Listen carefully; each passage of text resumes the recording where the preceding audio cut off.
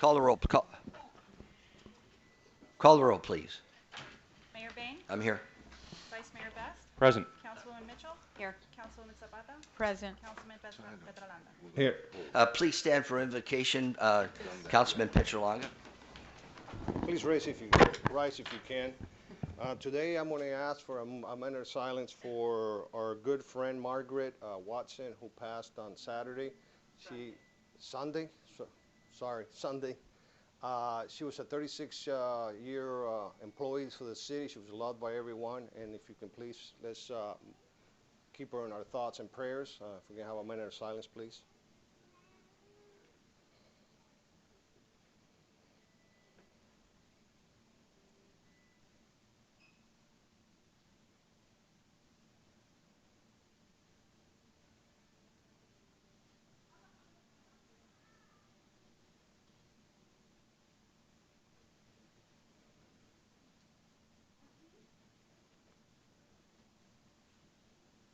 Amen.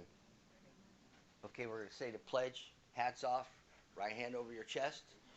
I pledge allegiance to the flag of the United States of America and to the republic for which it stands, one nation, under God, indivisible, with liberty and justice for all. Okay.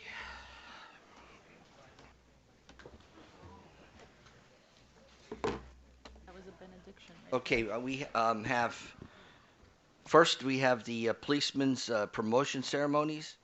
We have Lieutenant Jimmy Deol promoted to captain, and then we'll go to Carlos Nunez to lieutenant.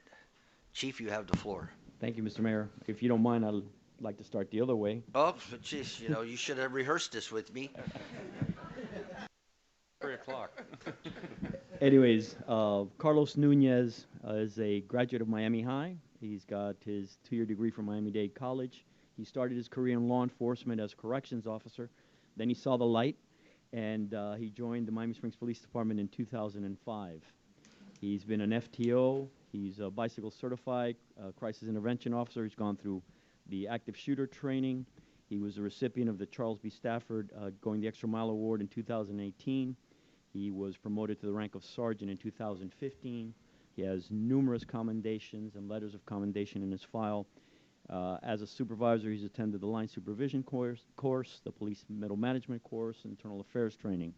And tonight it gives me great pleasure to promote Carlos Nunez to the rank of police lieutenant. Lieutenant All right, Carlos Nunez.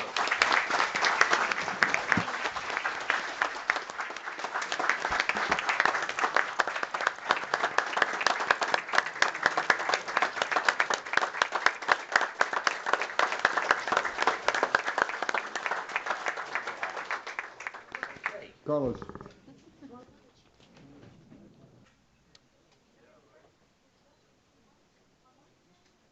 Right here. Best. Smile. Thank you. And I believe your wife is going to sit on your... Yes,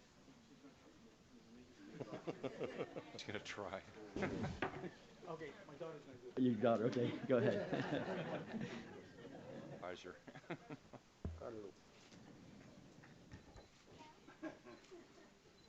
Draw blood.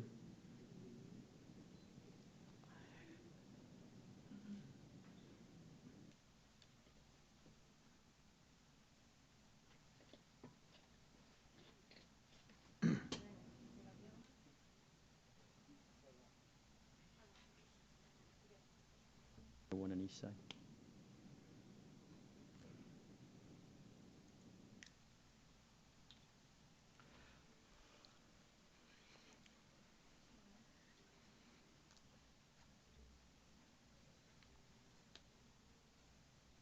There it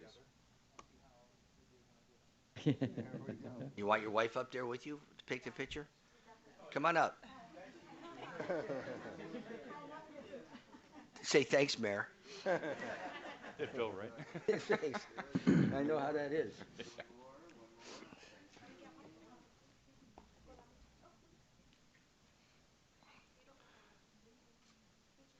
Congratulations, Right, Lieutenant. congratulations, Carlos.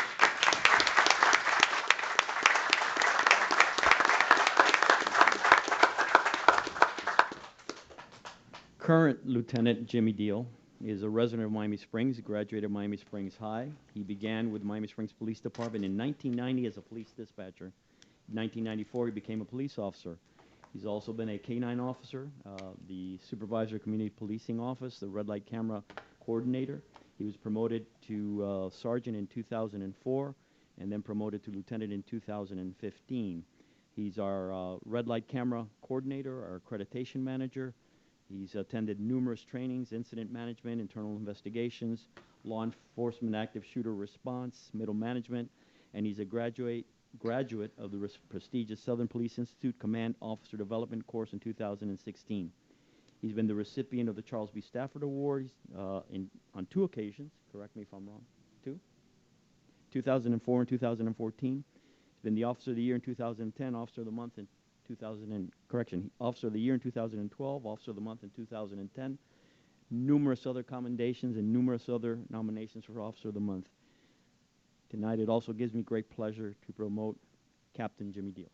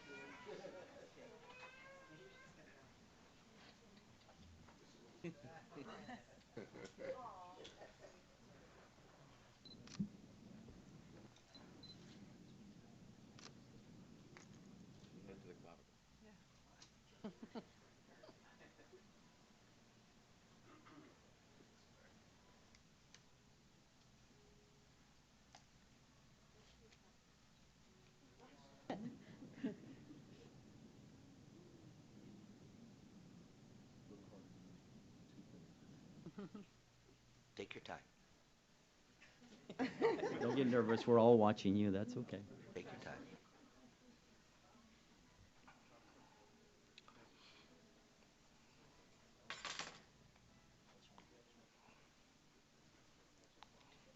Anything? Sure. Hey, Captain, do you want to take a picture with your whole family? You want your whole family up here? You sure? Okay. Be a memento for your family. Like to say anything? Just quickly, thank you to my friends and family that are all here. San Diego families, my brand new in-laws, former officers that are here, retirees, former Captain John Kahn, Officer Ray Buckner, Sir Will Fowler, also, I'm sorry, looking over at the wrong person. My lifelong friends, Alan Pacheco, Carl Oden, are here too. Thank you everybody from afternoon shift for coming out and everyone else that did. Thank you. Great.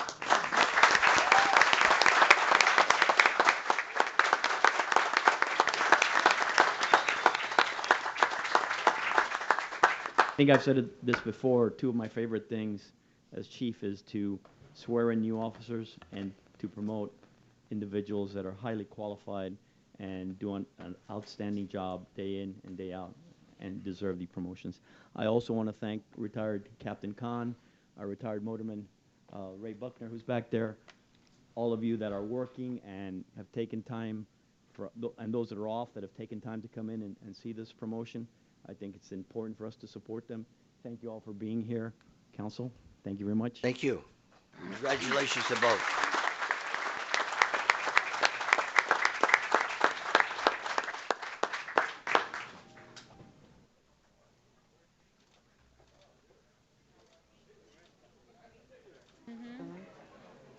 What is Wally doing? Yep, I know.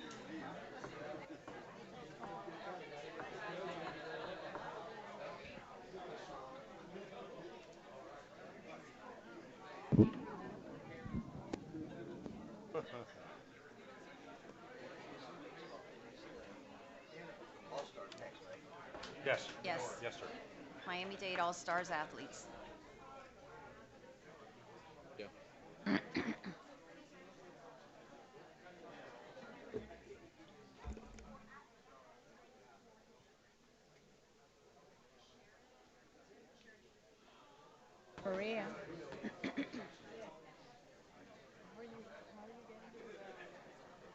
Okay. We're going to present a certificate of recognition. When you hear your name, come up to get your certificate. Mallory Mitnick.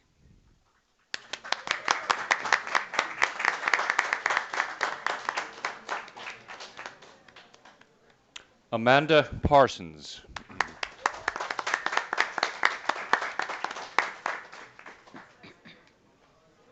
Jasmine Romay.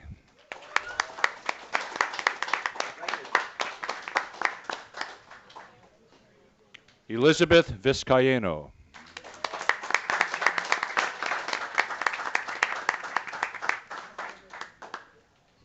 Grace Blatch. Grace here. Carlos Ray.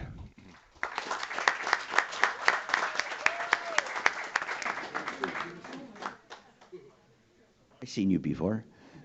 You sure have. Lazaro Hernandez.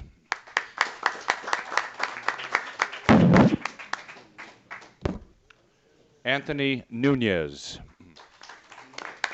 San Diego. He's in San Diego. He got drafted, correct? Yeah, that's correct. Yeah. This isn't very important to him right now. He's out there hitting the balls, baseballs. That's it. Eric Argate.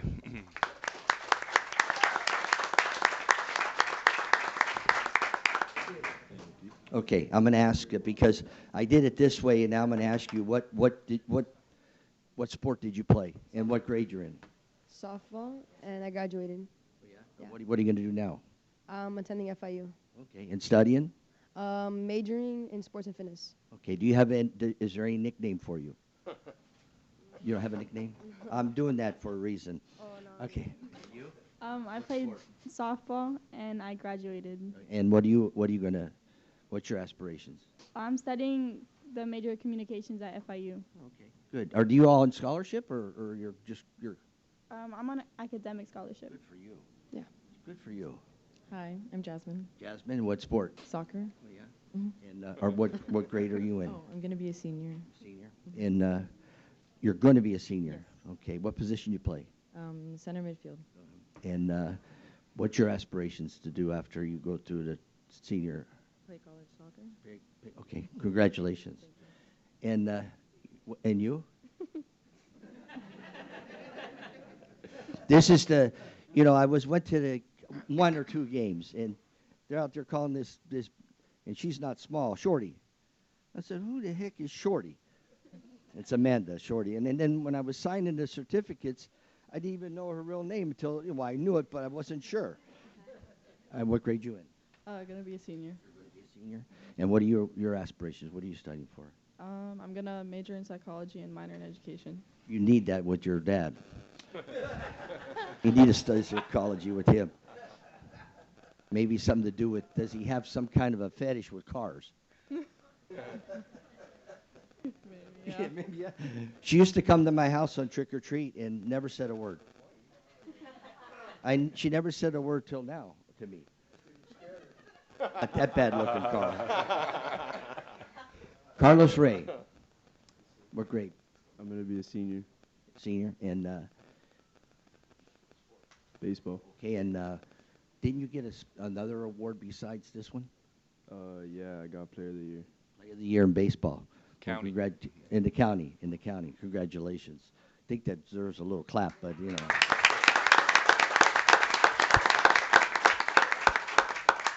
And what do I know your aspirations is to try to make it to the pros. Is that correct? Yes, sir. All right. Well, keep growing.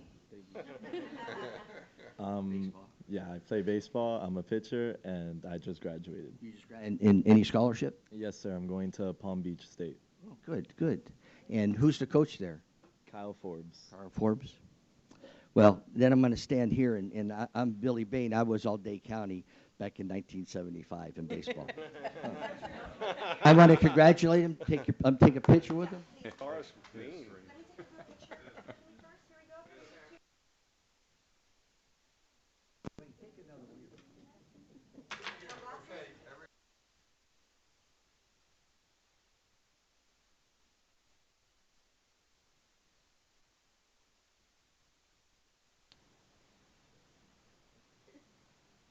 Okay. I'll be with you in just a second. Right here, everyone. Everyone. Great, great. God, Vivian. Okay, everyone. Really good. Oh, great. Congratulations. I'm going to say one thing that takes a lot of work. They're hardworking. They got good parents that take care of them, that make them go out there, and I hope their success continues. And good luck to you. Nice.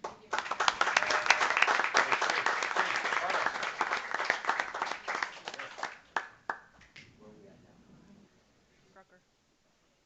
Strucker. Oh, yeah. The Vargas family. The Vargas family. Vargas. I have is the Vargas family here? They're not here. What do you mean they're The not art of the here? month. You mean? They thought you were going to mispronounce their name. No. They didn't show up. The Vargas family? Okay. Mhm. Okay. Read off what's next. What's the next for the The artist Strucker. display. The artists. read Artist of the read month. what it is. Recognizing August, September artist display in the City Hall lobby.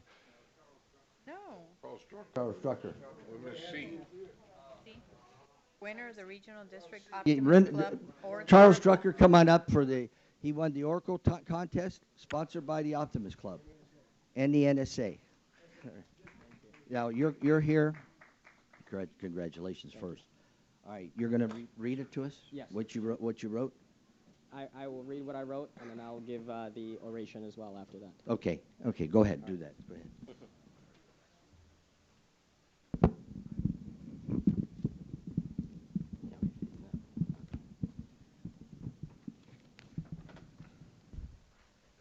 Yeah, that's fine.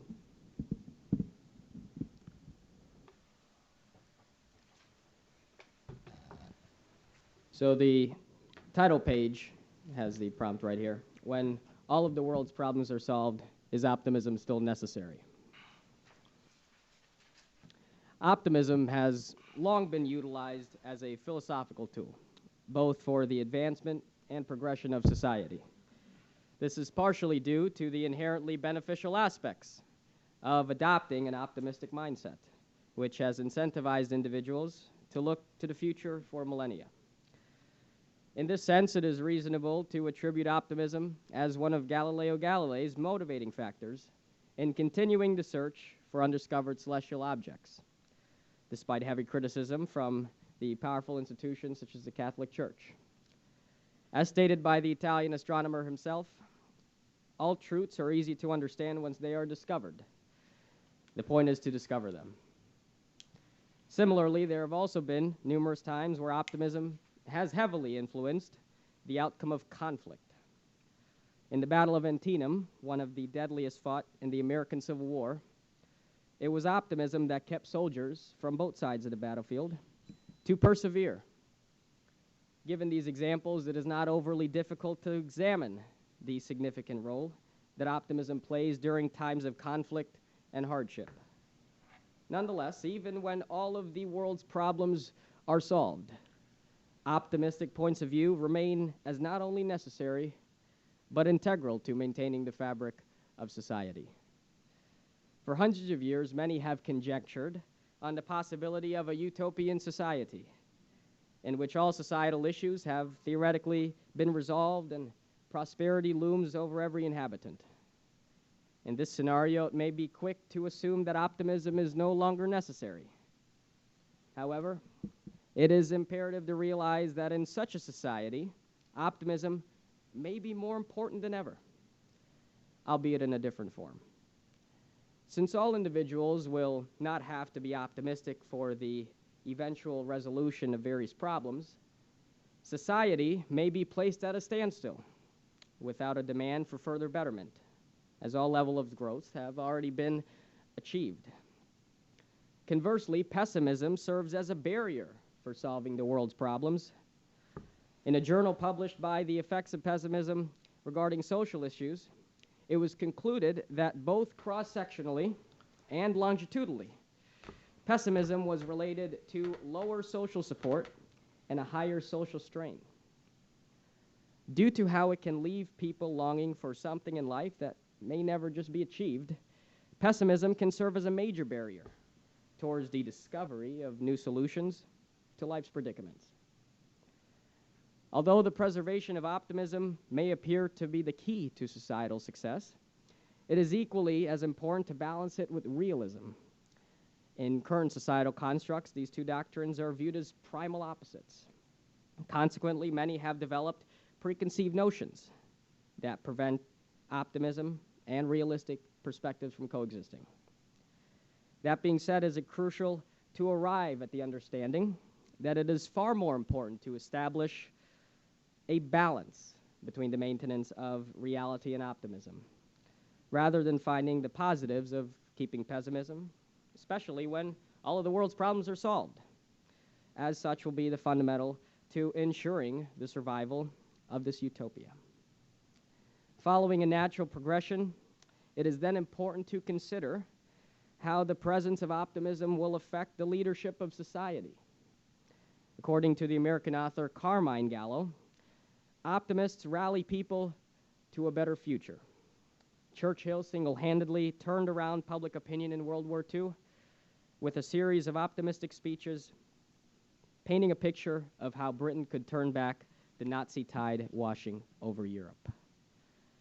His use of optimistic language, therefore, had tremendously influenced the mindset of his administration as well as the public. In addition, optimism is also essential to prevent the same problems, all of which in this case were eradicated, from reoccurring. This can be seen even in the 21st century, where many nations are experiencing higher standards of living, as advancements in both medicinal and environmental technology further improve the well-being of millions.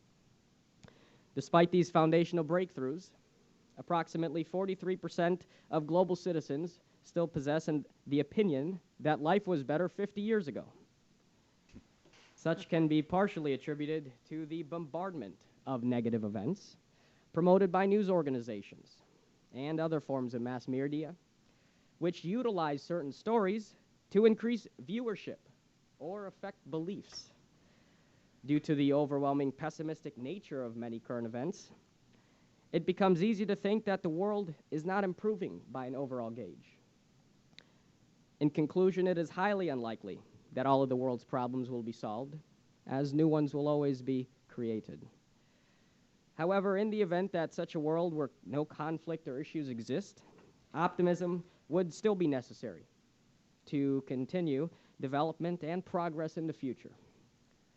In examining why this is true, one must consider the negative effects that pessimistic attitudes have regarding how well we anticipate continued evolution as a society.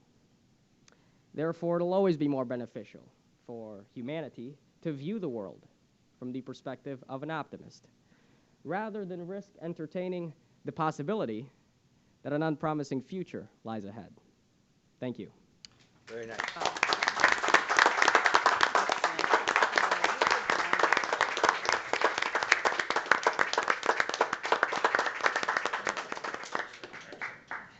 I had the other thing to do. Okay. Okay. So, should I explain to them why I'm doing that?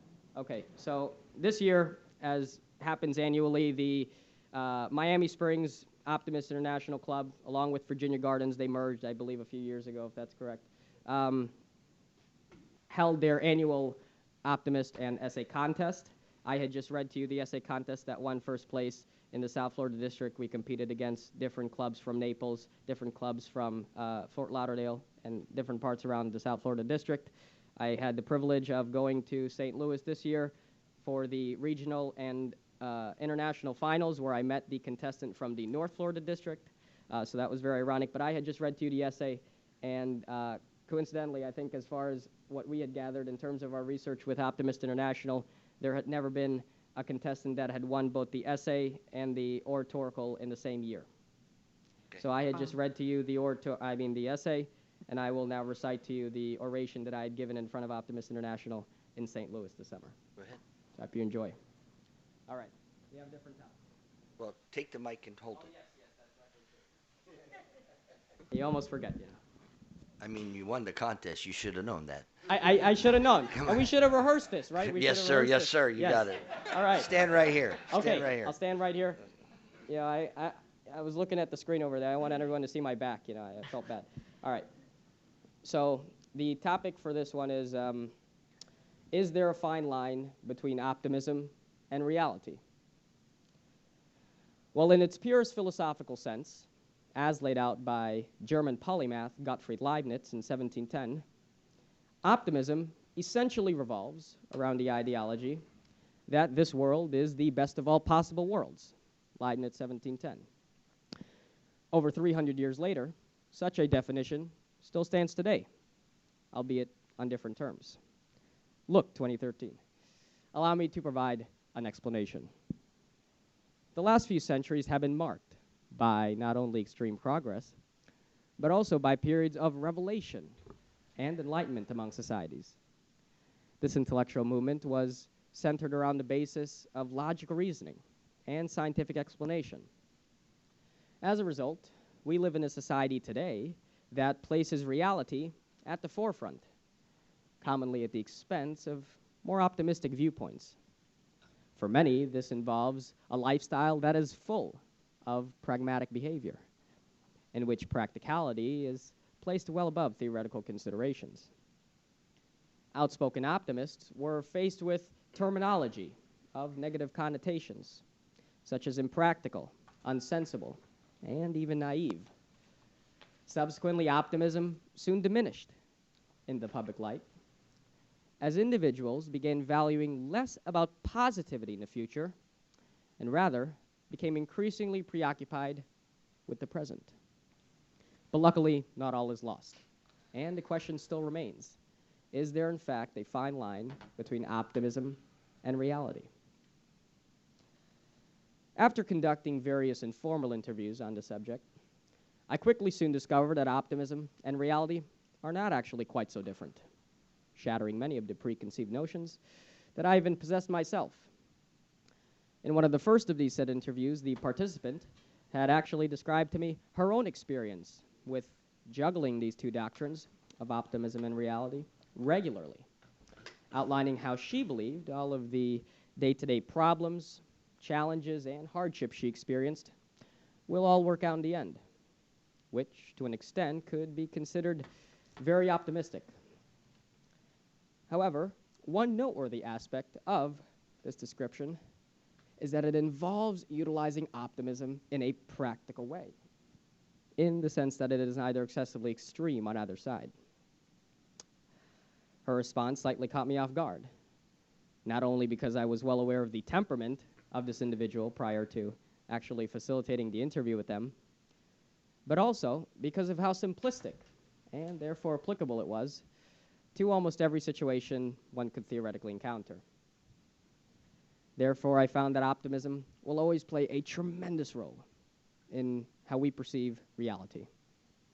In other words, if pessimistic beliefs dominate our own interpretations, then how can we possibly be incentivized to look to the future? Well, there isn't a clear answer to that either, and it could probably be a whole nother oration in and of itself. But nonetheless, what it does highlight is that optimism is not in fact a detriment to this idea of reality, like many would otherwise think, but rather is complementary.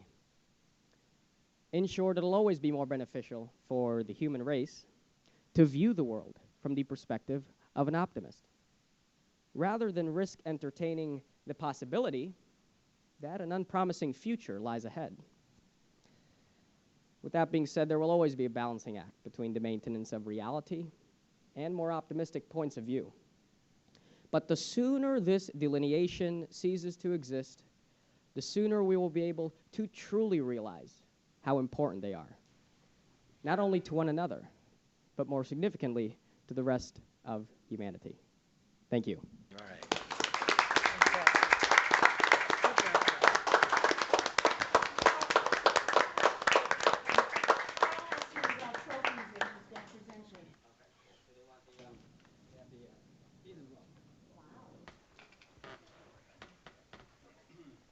How old are you? I am scared when you turn 30. How old are you? How old? 16? Wow. Incredible. Oh, oh my God. Go. You know, what a pessimist. Ask him if he's going to go into Did you hear anything he politics. said, Wally? Exactly, mira. After that statement he made, Went over his head. you're right? That's it, good. Okay. I'm sorry. Hold it, hold it. I want to get you alone, right? Here we go. 3, 2, 1. Carl, you're out of this. Oh, I'm sorry, I'm sorry. I think so. I just thought I'd get him going. I don't think so. That's what's going on is the news media pounds us. Good. He said that once in the first piece. They pound us. They're not optimists. Don't start. Don't start. You start. You screwed up the whole. Billy, could you come in for a second? On Wednesday.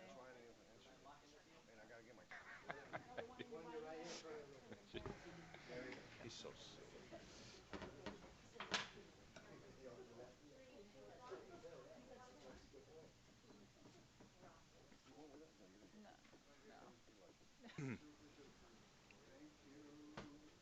I'm moving now. She's not going with you.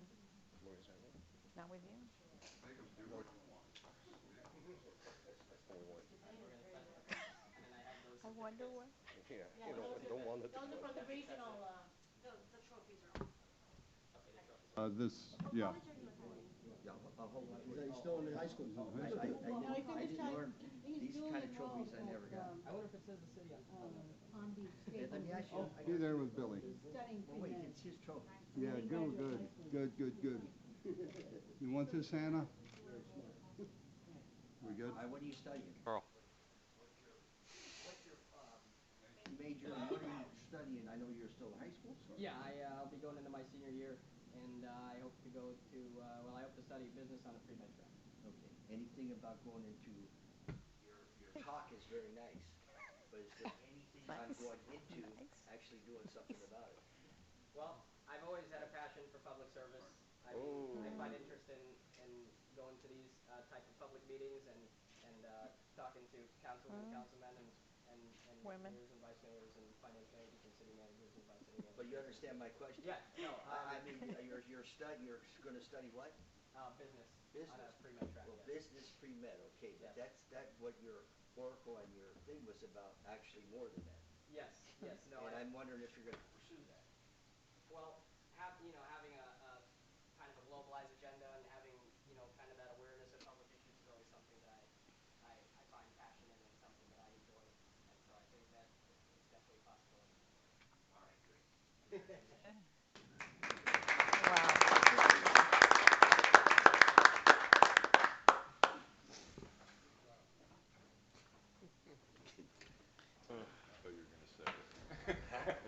Oh, no. I'm an optimist.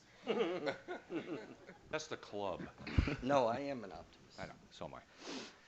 Okay.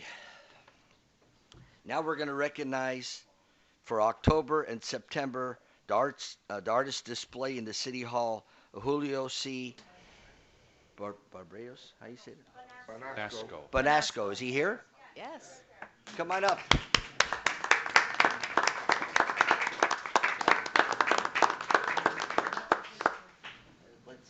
Let's interview this one.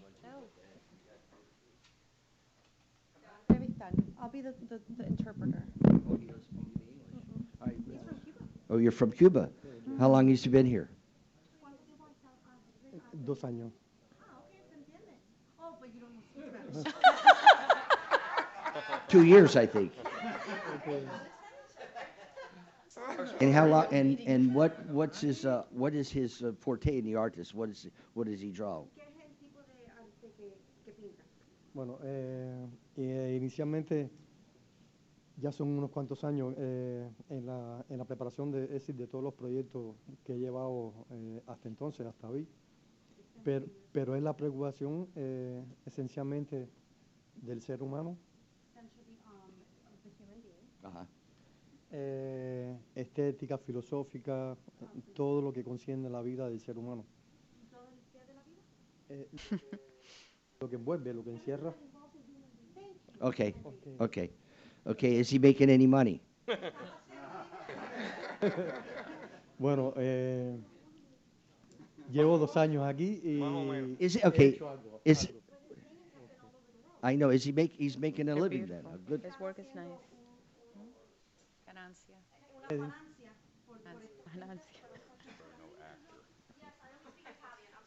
Well, why did you do that?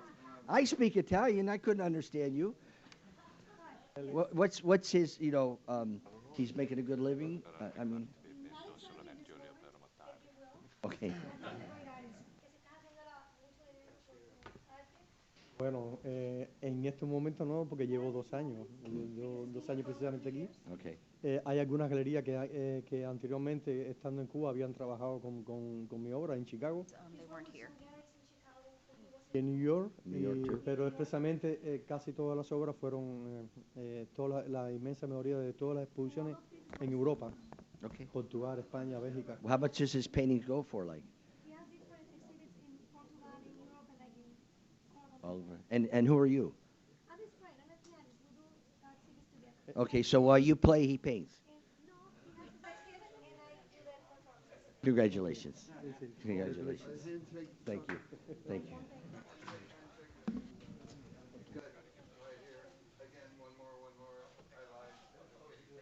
Got it. Congratulations. Congratulations.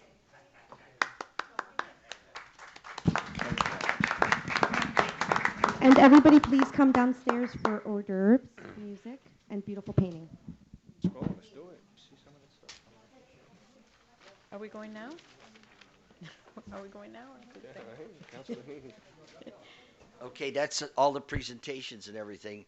We're going to go to open forum. We have Walter to speak. Walter. He's very serious today, Walter. I don't know what's up with him. I didn't see you there, Walter. I didn't mean to turn the mic around on you like that either. So. Please do.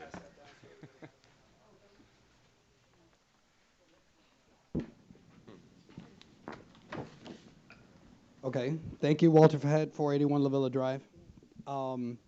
So a little over a week ago, my son and I were outside, and about 50 feet from our house on the corner of LeBaron and Manola, there was a pretty serious accident that involved a police officer that I believe was injured. Hopefully he's okay. But we were present when it happened, and then as the scene unfolded and neighbors started coming out, the prevailing sentiment was, when is somebody going to do something about this intersection? So that's why I'm here. I just wanted to take a moment to kind of contextualize the problem for you guys. So Manola is a street that starts in South Royal Point, Siena, and it cuts all the way through Miami Springs, all the way to Oakwood, which is 100 feet from 36th Street. It's the preferred cut-through thoroughfare in Miami Springs because people can avoid the traffic and East Drive. And the other thing is that once they turn onto Manola from Royal Point, Siena, they're right there where it meets with Morningside. There are no stop signs until you get more than half a mile all the way south to Oakwood, which is basically where it dead ends almost on 36th Street. So people go tearing through that road all the time, and we, the neighbors there in the community, realize that. So if you go to the next page, more specifically about that intersection of Manola and LeBaron where the accident happened with the officer, when you leave South Royal Point, Siena, and take Manola, you go 0.41 miles, you see at the bottom there, before you get to that intersection of Manola. There are no stop signs anywhere, obviously, until you get to the very end. So people go shooting through there. There's no cross streets because the middle school is there. So Eastwood Drive dead ends, Pinecrest dead ends. So it's just a straight shot, and people go, as I said, tearing through there. If you go to the next page, herein lies the problem. That intersection of Manola and LeBaron is a school crosswalk. That's a picture from Manola looking north where the oncoming traffic of speeders is coming. Obviously, needless to say, having a school crosswalk when people, and nobody slows down there because they know that the stop sign isn't for another block at the end of Oakwood. And to exacerbate problems more, if you turn to the last page, the other risk factor for this intersection is that when you're traveling west on LeBaron, you could be literally sitting in the crosswalk, and when you look north to the oncoming traffic of people who are speeding, you have very poor visibility. You can't see because there's a bunch of trees planted along the swale, so it's poor visibility. So to just summarize the problem, you've got cut-through traffic that's going in excessive speeds through a residential area uninhibitedly for a little bit under a half of a mile until you get to a school crosswalk that has poor visibility. So it just strikes us in the community that that's kind of a recipe for disaster. So I know that you guys know I come to the meetings. I know that there are some streets that are the purview of the county versus the city. So I'll let you guys work that out. My dad taught me that if you're not part of the solution, you're part of the problem. So I wanted to just offer one idea. It strikes me that this intersection is a perfect candidate, if there ever was one, for a four-way stop. I think if there was a four-way stop there, it would help to mitigate the speeders. It would slow people down, hopefully curtail a little bit of the cut-through traffic. But it would most definitely make that intersection safer because I think we could prevent somebody getting seriously hurt. So thank you for your time. Thank you. You'll see a solution there. Thank you. I'm not going to announce it, but you'll see a solution. I know you guys will work on it. Thank you. Very shortly. Yeah. Before school. All right. All right, we go to a very important person to come talk. Vincent.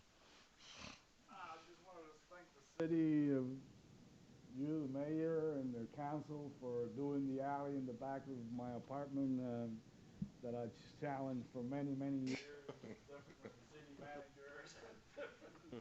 But it got done, and I wanted Nash to know that I was here, so you let him know that I can't thank him because I was on him. Yeah, I know. And we're still friends, even though I came and made him look bad. But You can't make Tom look bad. just the concern, you know. The city of Miami Springs is not as updated as you see all the road work that they're doing, and I understand it took a long time for him to get the budget, get it in the budget and all that, but I really appreciate all of you that made it happen. Thank you. Thank you so much. Appreciate you coming up. Okay. Thanks for coming Take care. tonight. Thank you. Appreciate it, sir. Thank you. That concludes open forum.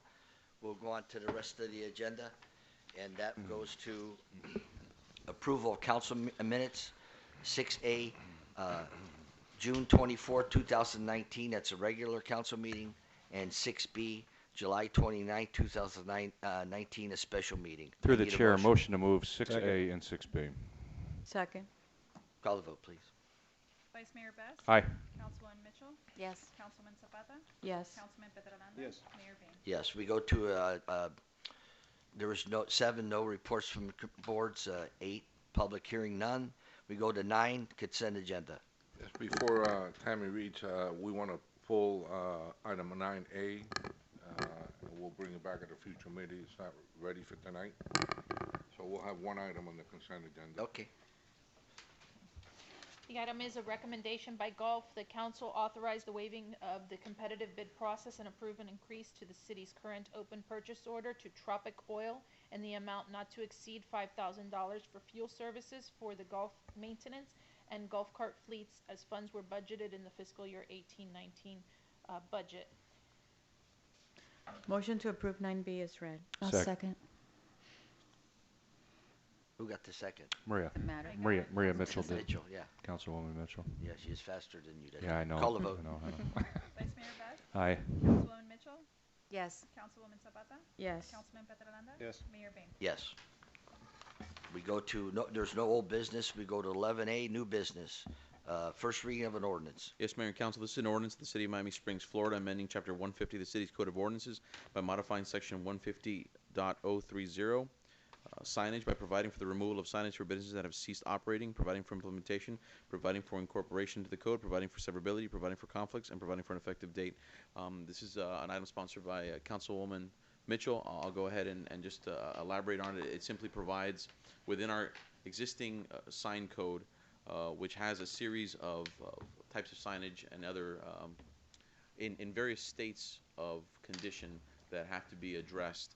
And I included them in there so you could see the list that's in there, which is 150-030L4, and then you can see you have unsafe signs, damaged, legally non-conforming signs, unmaintained signs, electrical violations, removal of illegal non-conforming signs, and then you have this new category, removal of sign due to a lapse of permit.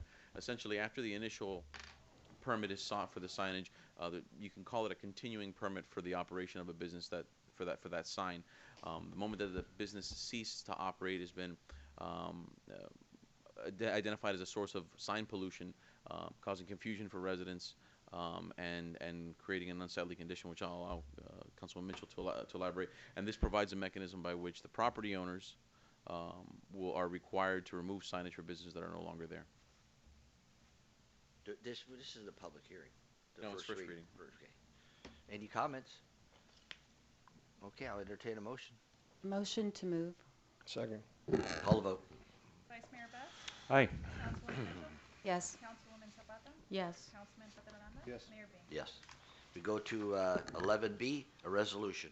This is a resolution of the City Council of the City of Miami Springs, Florida, providing for the Fourth Amendment to the fiscal year 18-19 General Fund and Capital Projects Fund budget to record proceeds from the Neat Streets grant, record funding for the relocation of the tot lot, reappropriating fund balance to fund tree trimming services citywide, renovation of the historic museum site at Stafford Park, and funding legal costs related to the annexation lawsuit and providing for an effective date.